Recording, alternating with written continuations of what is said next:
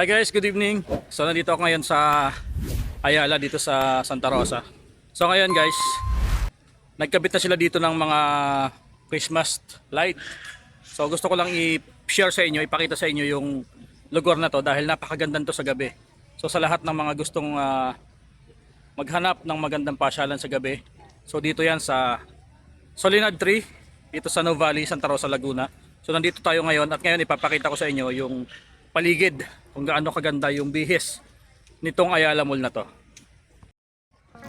So guys, dito ako sa may malapit sa Solinad 2. So at Solinad 3 na to.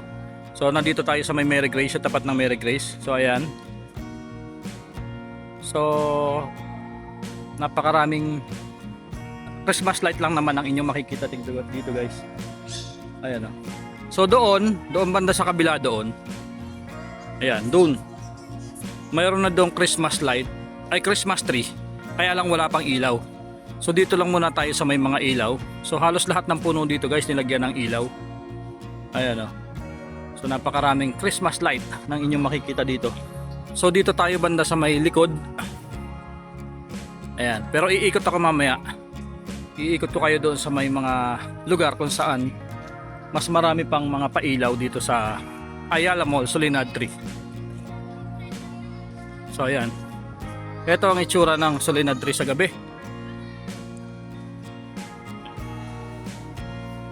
Jamba juice. Dito meron ding cafe. Ayan, Solinad 3 pa din to.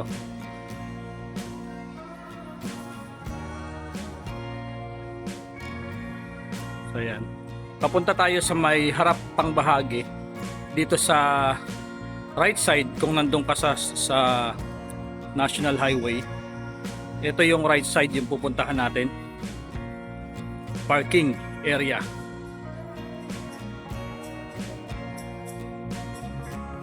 O, di ba? Sa mga gustong magpalipas ng oras, gustong pumasyal, isa sa napakagandang pasyalan nito guys. So nandito tayo sa gilid. Kung nasa National Road kayo, ito yung right side. Ayan. So ito yung itsura ng Ayala kapag gabi. And then dito sa bandang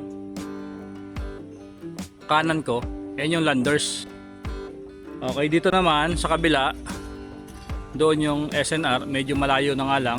Uniqlo doon din. So ito yung parking area nila dito. So napakalaki ng parking area pero laging puno to ng sakyan guys. Yan. So ngayon dadalhin ko naman kayo doon sa left side kapag nandun kayo sa main road. Okay, doon sa Tagaytay Road. Doon tayo sa left side naman. So ayan guys. Ito yung parang Christmas light tunnel nila. Ayan, puro ilaw yan guys hanggang doon sa may dulo, sa may labasan hanggang sa may papuntang highway.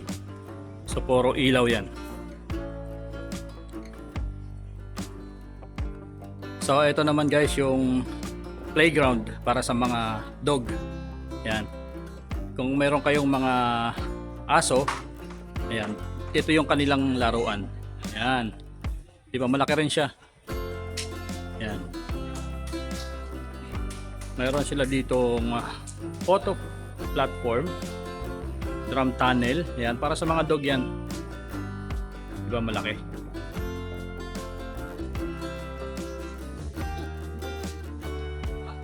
Ayan. Halos lahat ng puno mayroong Christmas light. Ayan. Dito tayo galing kanina. So nandito yung Mary Grace. 18 days coffee sa mga mahilig magkape, meron din. Ayan.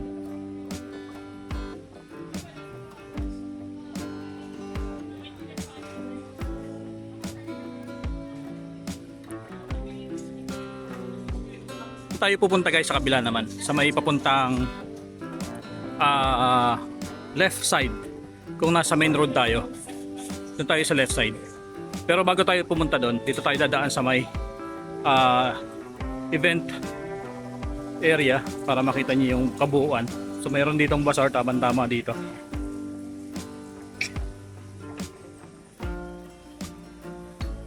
So mayroong bazaar dito ngayon. So ito na, sa Mary Grace tayo. Dito tayo galing kanina. Ayan. So madadaanan natin yung Christmas tree. Kaya lang wala pa siyang ilaw at hindi pa rin siya totally tapos gawin. So ito yung Christmas tree nila guys. Hindi pa siya tapos. Ayan wala pa siyang ilaw. Pero siguro bukas tapos na yan. May ilaw na siguro yan bukas. So nandito tayo sa may gilid. Ganyan yung itsura ng Ayala Solinad Tree dito sa Nuvali. Ayan. So napakarami ng bangko dito na pwedeng tambayan. Pwedeng pagpahingahan.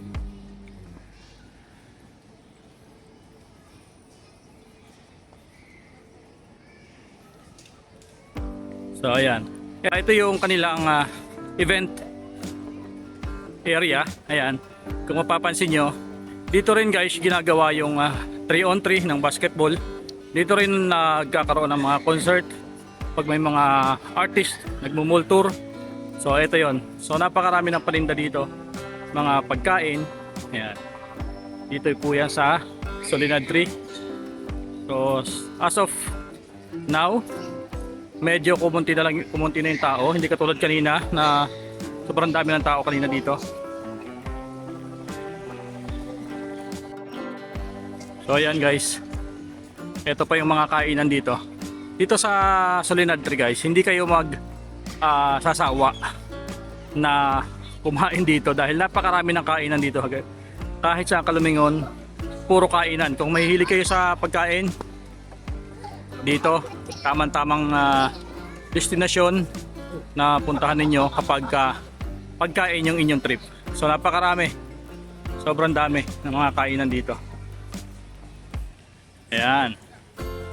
So medyo madilim yung paligid natin dahil marami pa talagang mga ilaw yung hindi naka-open dahil hindi pa sila totally nagbubukas ng mga Christmas light. Mas maganda pa to kapag nandun na tayo sa buwan ng December. So ayan.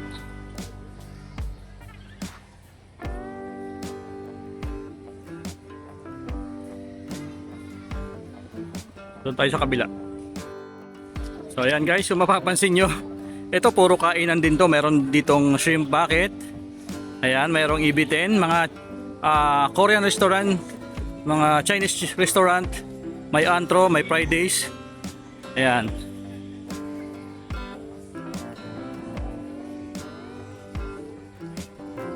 TGI Fridays. So ayan yung American Bar and Grill. So dito naman sa ating kanan, yan, ito naman yung Landmark Supermarket. Yan. So ito po yung left side ng Ayala Mall, Solinad Tree. Kapag nandun kayo sa main road or doon sa Tagaytay Road, ito yung left side area niya.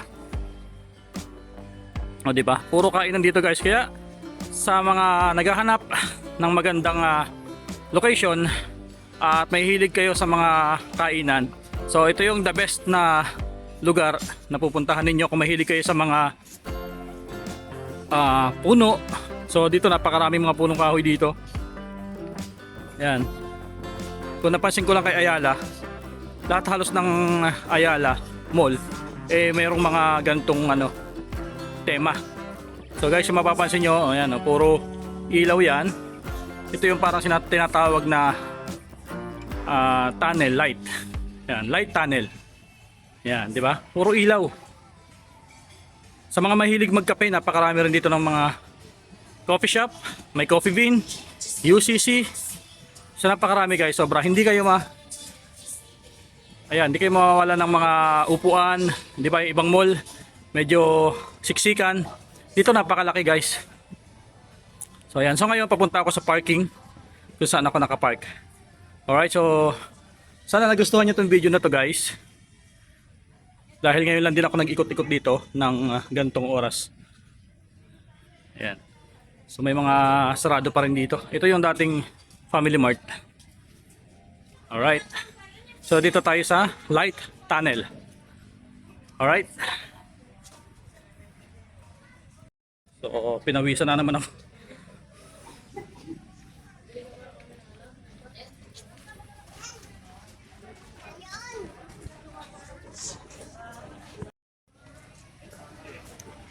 So ito naman guys, dito sa may Jerry's Grill, yan yung Solinad 2. Yan.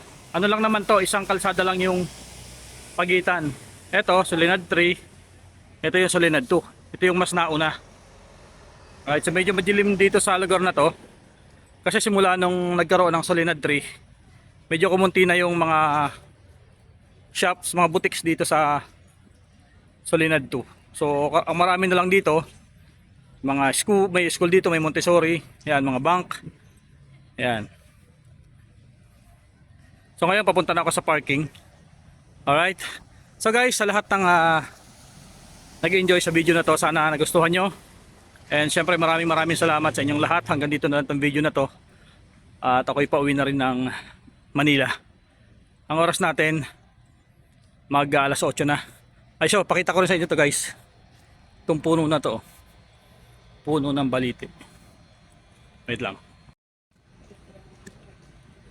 Laking puno. Ano, baliti ito, 'di ba? Puno ng baliti ba? O yun ang sinasabi nila, kung baliti. Baliti ano? Laki, no? Lalaki parang yan. Oh. So guys, napakalaking puno na ito. Ayan, oh. Laki. Dalawa, tatlo pala to. So ito pa yung isa. Meron din siyang ilaw.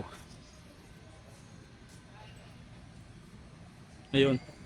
Yung pala yung tinatambayan ng mga pusa. Ayun, oh.